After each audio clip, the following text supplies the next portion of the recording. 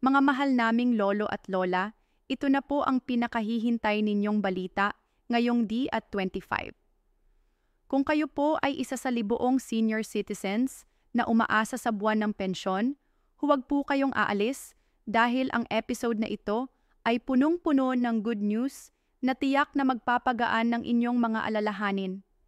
Ngayong Hulyo hanggang Disyembre 2025, opisyal ng kinumpirma ng gobyerno ang bagong listahan ng mga seniors na makakatanggap ng pensyon at hindi lang basta pensyon, kundi posibleng pumalo hanggang sinalibo kada buwan, depende sa inyong kategorya po.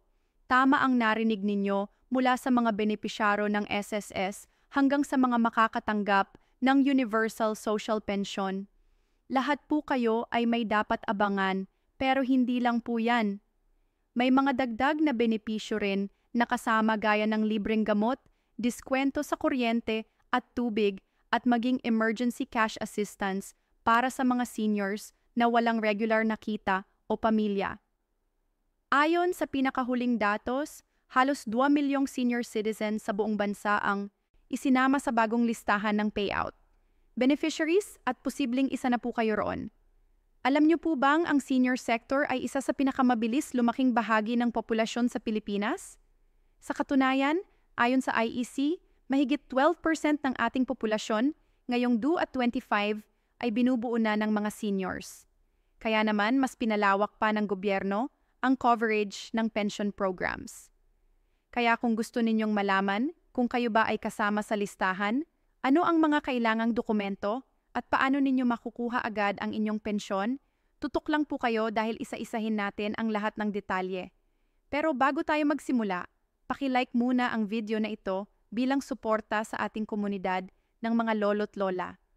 Ang isang simpleng like ay malaking tulong para maabot pa natin ang mas maraming seniors na nangangailangan ng impormasyon. Tara na, simulan na natin ang usapan. Ngayon, alam na natin ang magandang balita tungkol sa October hanggang September 2 at 25 pension payout. Talakayin natin ng mas malalim kung paano ninyo ito makukuha. Sino-sino ang mga kwalipikado at ano ang mga dapat ninyong gawin para masigurong hindi kayo mahuhuli sa benepisyong ito? Marami pong senior citizens ang nagtatanong, kasama ba ako sa listahan at paano ko malalaman kung kailan ako makakakuha? Kaya dito sa video na ito, tutulungan namin kayong linawin lahat ng yan mula umpisa hanggang dulo. Walang iwan, walang malilito. Gaya nga ng sinabi natin kanina, milyon-milyong lolo't lola ang inaasahang makakatanggap ng benepisyo. Kaya napakahalaga na alam ninyo ang inyong karapatan, ang tamang proseso at ang eksaktong schedule para dito. Unahin muna natin ang pinakapayak pero mahalagang tanong, sino-sino ba ang sakop ng pension release na ito? Ayon sa Department of Social Welfare and Development, YAGE, sakop ng paya na ito ang mga senior citizens na hindi pa nakatatanggap ng ibang regular na pension mula sa REST, CIS o iba pang pension systems. Kung kayo ay 6 na anyos pataas at hindi pa kabilang sa anumang pension program, malaki ang posibilidad na kayo ay kasama sa tinatawag na Universal Social Pension Beneficiaries. Samantala, para naman sa mga miyembro ng NEER at SIS, ang payaw ay maaaring mula sa regular na buwan ng pensyon o dagdag na ayuda gaya ng cash gift o mid-year bonus kung sakaling inaprubahan na ang bagong pondo mula sa Kongreso. Ang good news pa, isinasapinal na rin ngayon ang karagdagang 1,000 pension hike para sa adult pensioners ngayong taon na posibleng maisama na sa payout ng Setyembre. Isa sa mga katanungang madalas lumalabas ay paano kung nakatira ako sa malalayong lugar? Paano ko makukuha ang pensyon ko? Napakahalaga pong malaman nyo na hindi na kailangan bumiyahe ng malayo tulad ng dati.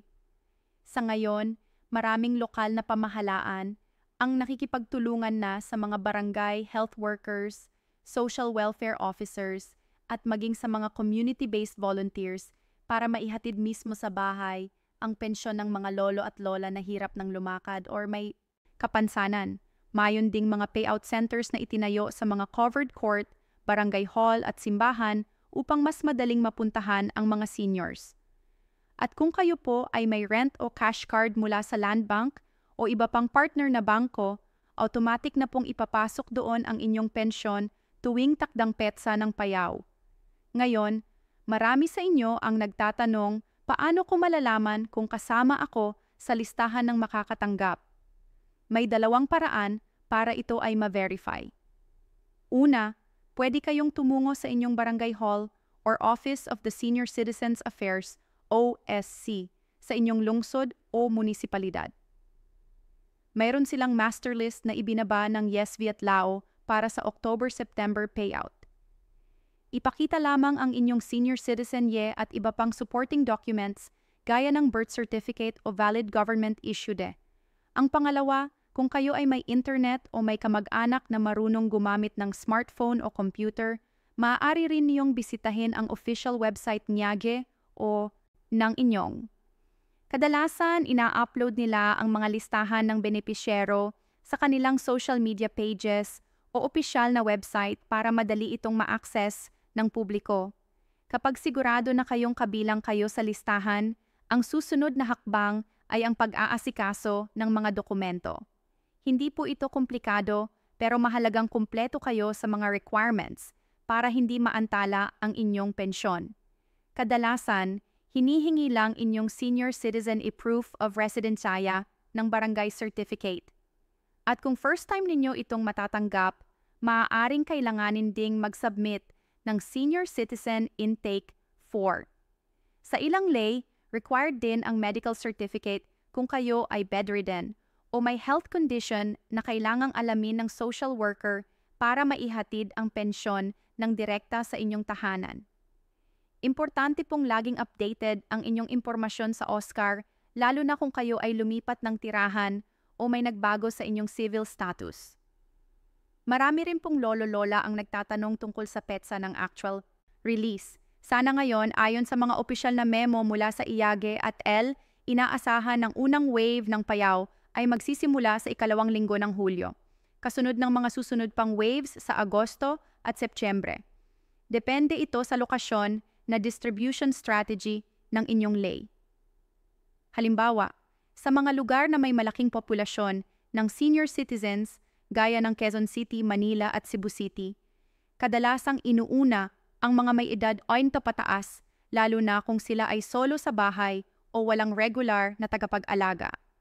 Samantalang sa mga probinsya gaya ng Bohol, Isabela at Zamboanga del Sur, isinasabay ang payout sa mga community activities o barangay assemblies para mas madali ang pamamahagi.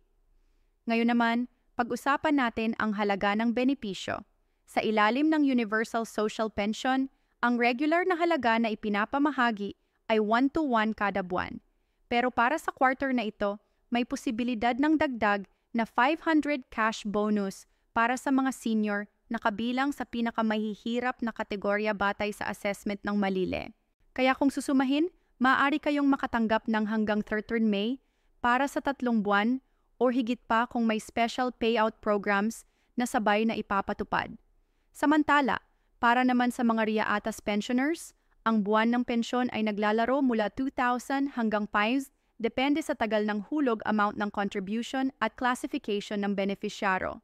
Kaya ang payout mula October hanggang September ay maaaring umabot ng mahigit 50,000 lolo na kung may mid-year bonus, cash gift at 13th month advance, isang mahalagang paalala. Huwag po kayong magpapaniwala sa mga nagpapanggap na tagadsod o taga at nangangakong ipaparehistro kayo kapalit ng pera. Marami pong scam ngayon sa Facebook at text message na nangangako ng mabilis na pensyon kapalit ng processing fee. Ang tunay na proseso po ay libre at hindi kailanman nangangailangan ng bayad. Kung kayo ay may duda, agad po kayong tumawag sa IAG, hotline o magtanong sa inyong OSCA para masiguro kung totoo ang kausap nyo. Tandaan, mas mabuting maging maingat kaysa magsisi sa huli. Ang mga senior citizens ay protektado sa ilalim ng batas at may karapatan kayong humingi ng tulong kung kayo ay nabibiktima ng panlilinlang. Sa dami ng impormasyon, baka iniisip nyo paano kung mahuli ako sa schedule Huwag po kayong mag-alala. Ayon sa ESV guidelines, ang mga hindi makakatanggap sa takdang petsa ay pwedeng habulin ang kanilang benepisyo sa pamamagitan ng late payout schedule. Karaniwan, nitong ginagawa 1 linggo matapos ang huling wave ng payout. Kailangan lamang ninyong makipag-ugnayan agad sa inyong OSCA o barangay upang mairehistro muli ang inyong pangalan sa next release.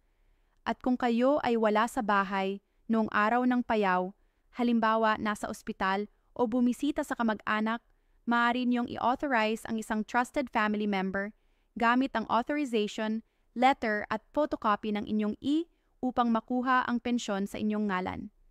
Hindi rin natin dapat kalimutan ang kahalagahan ng pakikilahok sa mga programa ng pamahalaan para sa mga senior. Sa pamamagitan ng tamang pagrehistro, pag-update ng inyong records at pakikilahok sa mga consultations ng LE, mas lalo pang napapalakas ang boses ng mga senior citizens sa ating lipunan.